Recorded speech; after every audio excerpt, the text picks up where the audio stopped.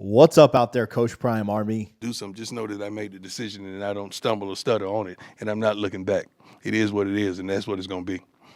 Today we've got a great news story for you. So we're going to make like Travis Hunter against TCU and play every single play like it could be our last. We have got just one story for you today, but I think it's something that you'll really appreciate and especially appreciate at this time of the year. So we're doing something different.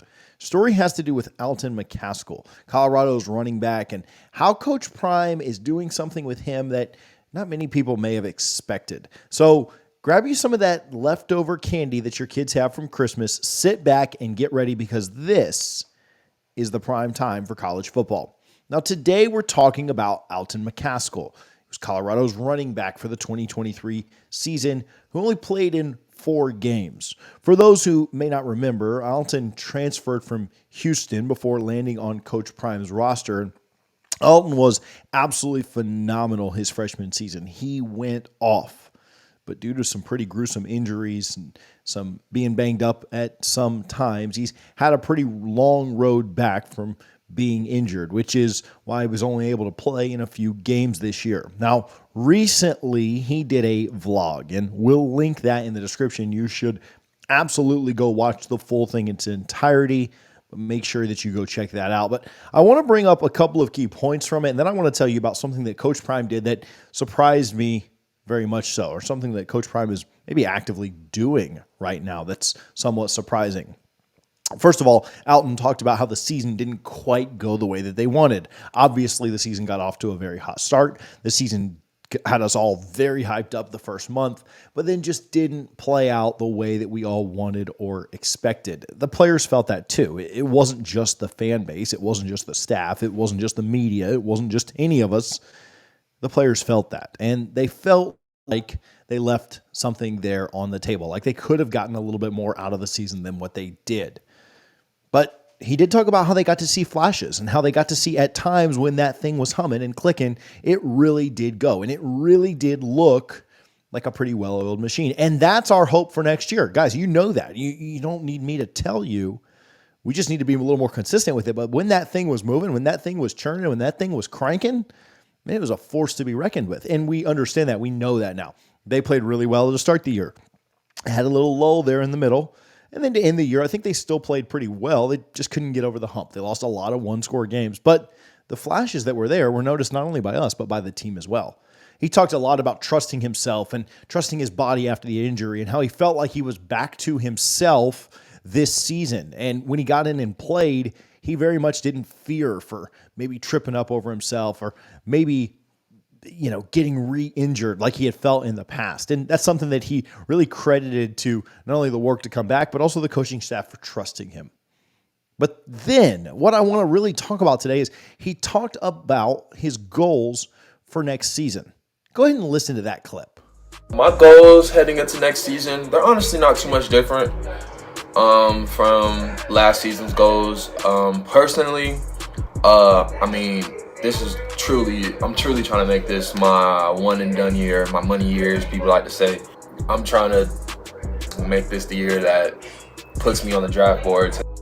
Definitely doing the things I can to prepare myself and make sure that I don't feel like I'm behind when I get back with the team. Definitely very, very, very excited for next season. We got a bunch of new recruits coming in, a bunch of new old linemen coming in that's ready to come in here and block. So, yeah, I'm excited. I think the sky is truly the limit for this whole team, for everybody. I feel like we're definitely about to be in the right spot for next year. We could definitely, with the 12-team playoff, it's anybody's game next year. Like, anybody can go find their ways in the playoff and go make a run. So, that's another goal. That's the main goal, honestly. I just want to win. I'm a winner, and I want to play ball. That's it. First off, he talked about it being his money year, how he wanted to go out and put absolutely killer film on tape to go out and make it in the NFL. And that's most of these guys' dreams, right? They want to play college football at a high level, not just to play at a high level, but everybody wants to go to the league, right? We all grew up thinking that we could potentially be Emmitt Smith. It was who I thought I could be. I thought I could be Emmitt Smith. I can be that guy.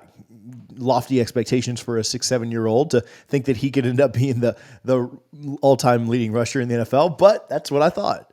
One of Coach Prime's old teammates. I loved watching Emmitt Smith play.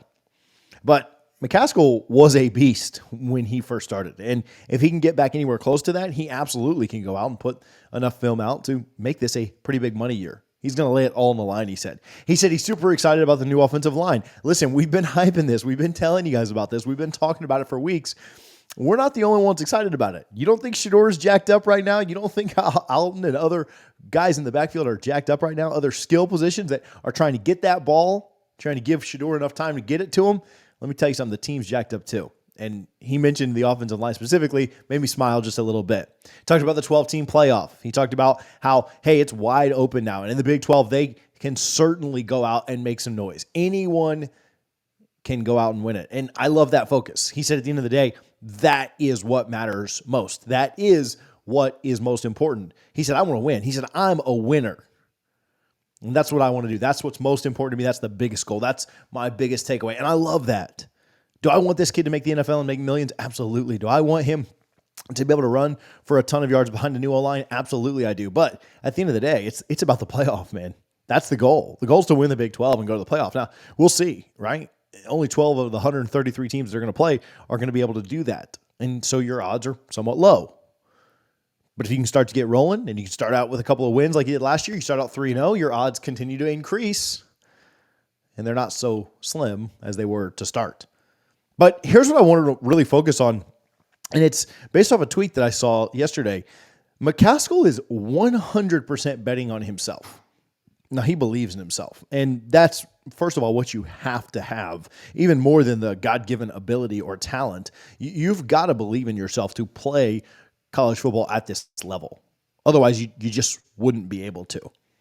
If you don't believe in yourself, if you don't have the confidence enough to go out and do it, it doesn't matter how good you are or how talented you are or any of that. You've got to be able to have that confidence. You've got to be able to have that talent. And you've got to be able to have it mentally as well. I like the fact that he's betting on himself. I like the fact that he's believing in himself. And I like the fact that he probably feels like he has a bit of a chip on his shoulder. I like the fact that he probably thinks that, hey, there's a lot of doubters out there that didn't think I could come back from this injury. There's a lot of doubters out there that wondered why I transferred and really only got to play 4 games this year due to some of the recovery. A lot of people out there that are questioning why I'm sticking around here in Colorado. But I'm betting on myself, and I believe in myself, and I'm going to come back from this injury stronger than I ever could have.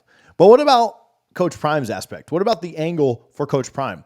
Well, I want to know what's even bigger than this to me than Alton believing in himself, because obviously that would have to happen or else he wouldn't even be on the roster. He wouldn't be on any roster. Well, it's really big to me that Coach Prime believes in him. He knew what he was getting when he brought Alton on to this team. He knew what he was getting when he took him as a transfer. He knew what he was getting when he was injured. He knew what he was getting all throughout last season. He knew all of that. But what is Coach Prime not doing right now? I don't see Coach Prime scanning the transfer portal asking for running backs. What did he ask for yesterday in the Santa Claus video that we posted this morning? Well, he asked for defensive linemen, edge rushers, linebackers, maybe a cornerback. He's not out there begging for running backs. He knows he's got a running back in McCaskill who can absolutely be a difference maker, a game changer. He also knows about the other running backs that are on this roster and doesn't feel the need to go out there and search the portal. Now, that's not to say that Coach Prime would not take an insane talent that wanted to come along and add to this team and add to this roster and make it better. But I don't really see Coach Prime making that move. He trusts Alton to be his guy. He trusts Alton to get back to where he was before. And it says a lot about Coach Prime.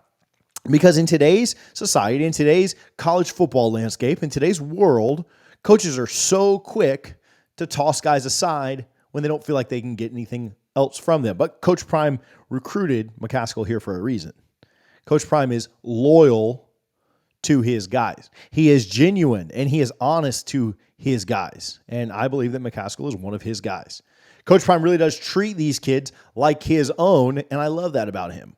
I love that it's not just all about the X's and O's and numbers and stats. Now, that's really important, and Coach Prime is paid to win football games, but he's also paid to train young men into being the leaders of the next generation. McCaskill's got a phenomenal head on his shoulders. You need to go watch his vlog. It's quick. It's like 7.5 minutes. It's shorter than this video even is.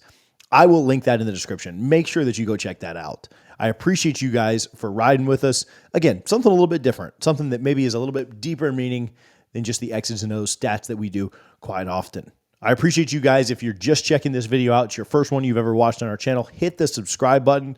We do content almost daily, sometimes twice a day. Today's a 2-a-dayer for you. I feel like we're in off-season workouts doing 2-a-days, but this was something that meant a lot to me. Hopefully you enjoy it as well. Hopefully you enjoy not only what Alton is bringing, but also the faith that Coach Prime has in him as well. Appreciate you guys for watching. Appreciate you for being part of the family and always supporting here at the prime time for college football.